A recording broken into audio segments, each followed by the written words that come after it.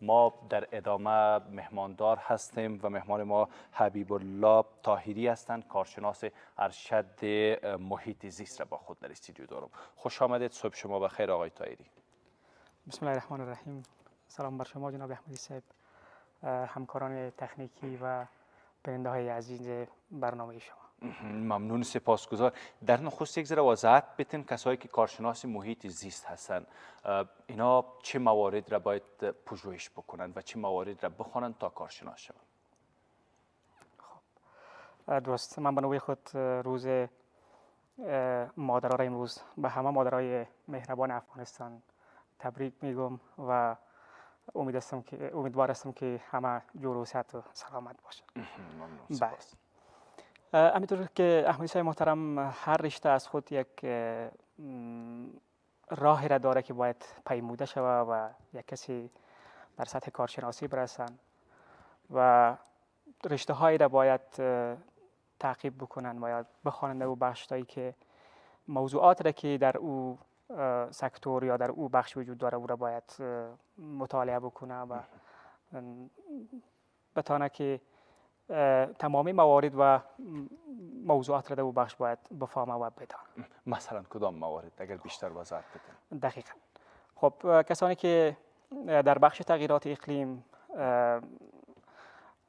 درس میخوانند یا کارشناسی خود میگیرند باید در این بخش باید مطالعه داشته باشند و درجه تحصیلی خود در این بخش داشته باشند. مثلا مشخصا کدام مطالعه؟ یکی از عزیزان بیننده ما شاید مشتاق باشند که من میخوایم کارشناس ارشد محیط زیست شم، کدام رشته تحصیلی را بخوانند، کدام منابع مرخص برشان میتونین داده؟ خب دقیقاً تقریبا بیشتر از 8 سال یا 10 سال میشه که فاکولته محیط زیست در افغانستان در پانتون کابل ایجاد شده و کسایی که در سطح لیسانس میخوانند میتونن که در پانتون کابل در فاکولته محیط زیست در این بخش تحصیل بکنن و همچنان قرار است که به این نزدیکی ها درجه ماستری هم یا بخش ماستری هم در این فاکولته ایجاد شود و میتونن که ماستری خودم در این فاکولته بگیرن و یا میتونن خارج از افغانستان تحصیلات خود ادامه بدن.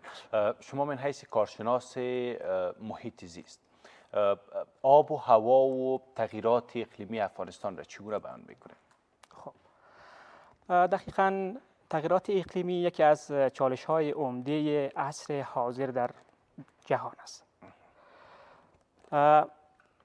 از زمانی که انقلاب صنعتی یا تقریباً ما بیشتر از 100 سال وقتی که انقلاب صنعتی به وجود آمد یا انقلاب صنعتی رو ما شد، انسان ها با کشف سوختهای فسیلی که عبارت از زغال سنگ باشد و تیل و گاز و نفت، اینا با استفاده از اینا تانستن که به زندگی مرفه دست پیدا بکنن. ولی متاسفانه جدا از این که تانستن که به یک زندگی مرفه دست پیدا بکنن، ولی مشکلات خود هم با خود داشت استفاده از سوختهای فسیلی.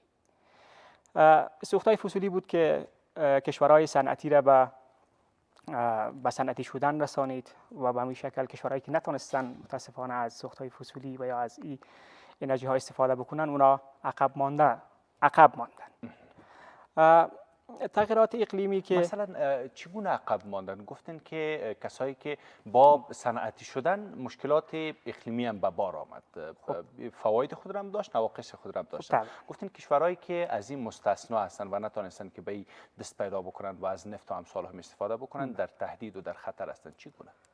خب درست، زمانی که دنیا متوجه این مسئله شدن که استفاده از سوختهای فسیلی باعث میشه که مشکلات محیط زیستی را به وجود بیارن، این زمانی بود که تنها دانشمندان متوجه این مسئله شدن، چون اونا با داده ها و ارقام هیدرولوژیکی یا مترولوژیکی سر و کار داشتن و اونا متوجه این مسئله شدن که استفاده از سوختهای فسیلی جدا از اینکه نفع خود داره ولی ضرر خود هم داره. اونا متوجه این مسئله شدن که اوسط درجه حرارت جهان تغییر کرد، مقدار بارندگی در سطح جهان تغییر کرده.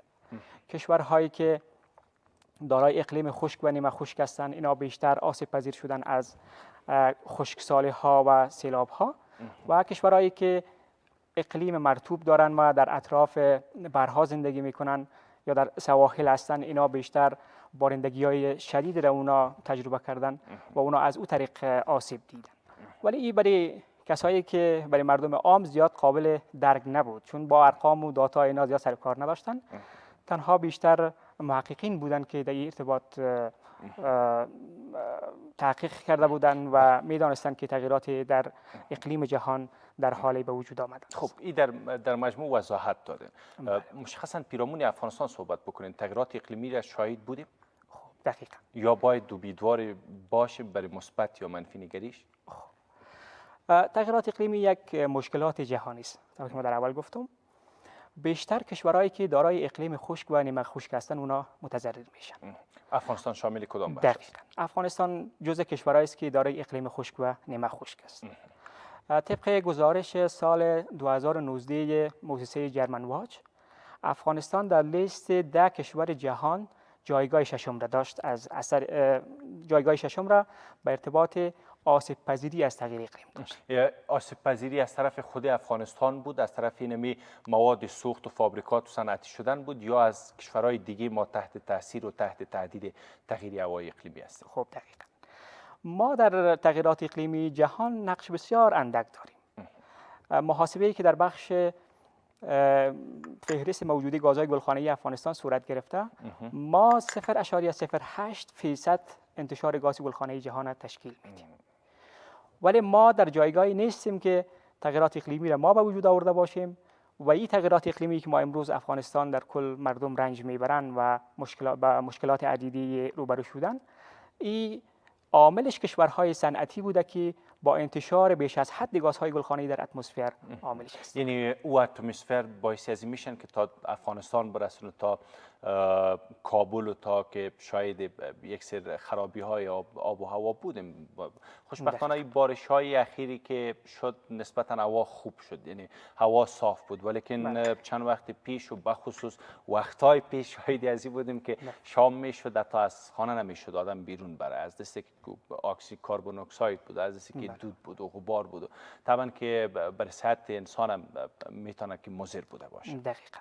خب یک چیزی که باید ما یک تعریف مشخصی از او داشته باشیم، یکی آب و هواست که آب و هوا یک شرایط جوی در کوتاه مدت که در طول 24 ساعت باشه، این بار از آب و هواست. اما این میتونه تغییر بکنه، زیاد قابل تشویش هم نیست. ولی یک چیزی که ما به نام تغییر اقلیم داریم، تغییر اقلیم عبارت از تغییر شرایط جوی در یک منطقه مشخص در یک طول زمان مثلا تقریبا 30 سال صورت میگیره. ولی کوههایی که افغانستان داره، آبی که افغانستان داره، میتونه به نحو آب و هوا را، تغییرات اقلیمی را به عکس میمانیم، آب و هوای افغانستان را میتونن مرطوب نگاه بکنن و پاک نگاه بکنن؟ خب از اینکه متاسفانه اثرات بسیار بد تغییر اقلیم یکیش است که باعث میشه که در کشورهایی که اقلیم خشک و نیمه خشک داشته باشن اونجا خشکسالی ها را به وجود میارن. یعنی مقدار بارندگی در این کشورها کم میشه. این از تاثیرش تغییرات اقلیمی است. دقیقاً. یکی از اثرات بسیار بد تغییر اقلیمی مسئله کاهش بارندگی در کشورهای دارای اقلیم خشک و نیمه خشک است و باعث خشکسالی ها میشه. و این خشکسالی ها باعث میشه که فرش نباتی یا امو پوشش نباتی کشورها را صدمه بزنه. مثلا یک تعداد زیادی از کشورهایی که در مناطق خشک و نیمه خشک جهان قرار دارند، از اثر خشکسالی ها با کمبود بارندگی مواجه شدن و در نتیجه به طرف صحراگرایی رفتن. و افغانستان جزء همون کشورهایی هستند که متاسفانه از این مشکل رنج میبره و همه ساله یک مقدار زیادی از زمینهای افغانستان تبدیل به صحرا میشن. و این مشکلاتی است که تغییرات اقلیمی به وجود میاره. این سلسله تغییرات اقلیمی که از طرف دیگران ما مستقیم یا غیر مستقیم تحت اثرش هست، بارش ها در حد کم شدن دیگه، ای هم شما توضیح دادین چون کارشناس هستین، گفتین که عاملش اینمی تغییر اقلیم هستن، باران هم که کم شدن. بله، شاید چی باشیم بخصوص برای بام افغانستان؟ شاید چی باشیم؟ مثبت ببینیم، منفی ببینیم؟ اقدامات در زمینه چی هستند؟ بالاخره وجیبه و رسالت مردم در قبال چی شده میتونن؟ دقیقاً. افغانستان در سال 1992 کنونسیون جهانی تغییر اقلیم را امضا کردند. یعنی عضویت این کنونسیون را حالا به شکل رسمی گرفتن و بعد از او دیگه باز شرایط در افغانستان مساعد نبود و در سال 1382 باز عملاً به تصویب شورای وزیران حکومت قبلی رسید و ما فعلا عضویت کنونسیون تغییر اقلیم جهانی را داریم. کشورهایی که عضویت کنونسیون تغییر اقلیم را دارند در اونجا از یک سری امتیازایی را که کنونسیون داره از او استفاده میکنن. مثلا کشورهایی که بیشتر آسیب پذیر هستند و کشورهایی که عامل انتشار گازهای گلخانه‌ای هستند و کشورها مجبور هستند که از طریق صندوق‌های سازمان ملل متحد که عبارت از جیف است و گرین کلایمت فند میگن یا صندوق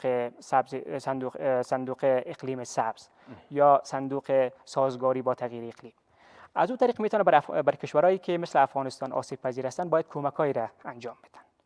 ولی خب تقریبا افغانستان تانسته از این صندوق‌ها تا جایی را استفاده بکنن از امو منابع پولی کنونسیون تغییر اقلیم. ولی افغانستان عضویتش را داره خوشبختانه. بله ما در سال گفتم که همونطور پیش گفتم در سال 1992 ما امضا کردیم، ما در سال 1382 ما رسما از اینکه وقت محدود هستن یک اشاره هم برای ازی داشته باشین که مردم چی نقشی را میتونه در این زمینه ایفا بکنن. خب دقیقاً اول اینکه انتشار گازهای گلخانه‌ای توسط کشورهای بسیار صنعتی صورت میگیرن و اونا عامل انتشار گازهای گلخانه‌ای هستند و تغییرات اقلیمی را اونا به وجود میارن. ولی بازی اثرات منطقوی دارن. مثلا انتشار گاز گلخانه‌ای در چین صورت میگیره و در امریکا صورت میگیره، اما باعث میشه که در افغانستان بارندگی کم شه و ما متاثر شویم. دقیقاً یکی که اقداماتی است که باید در سطح جهان صورت بگیره که همه ساله کنونسیون هایی که هست در هر سال کنفرانس های جهانی صورت میگیره در این بخش. مثلا شاید 27مین کنفرانس تغییر اقلیم در مصر بودیم سال پیش، اما امسال قرار است که در امارات متحده عربی در دبی برگزار شود. با امید از اینکه همه دنیا بیان و در این راستای اقدامات داشته باشند، چون از یک طرف به سوی صنعت شدن رفتیم ولیکن از طرف دیگه هوا در حال گرم شدن هستند و میتونن که اضرار بی‌نهایت هم داشته باشند، هم برای صحت و هم سر محیط و ماحول و سر تغییرات اقلیمی. با امید از اینکه افغانستان هم نقش خود را در این راستا ایفا بکنند و ما از کشورهایی که بر قدرت هستند اونا هم حداقل یک ذره بالای زیردستانش فکر بکنن. این گازهای گلخانه‌ای که تولید شده میرن در حقیقت نقص هم دارن. با امید از اینکه امی کمیسیونی که به سطح همه جهان ساخته شدن و افغانستان عضویتش داره نظریات نیک پیرامونش داشته باشن و جلوگیری به نحوی صورت بگیره. ممنون و سپاسگزار هستم آقای حبیب الله طاهری، کارشناس ارشد مسائل اقلیم و محیط زیست. ممنون و سپاس از اینکه دعوت ما را پذیرفتید.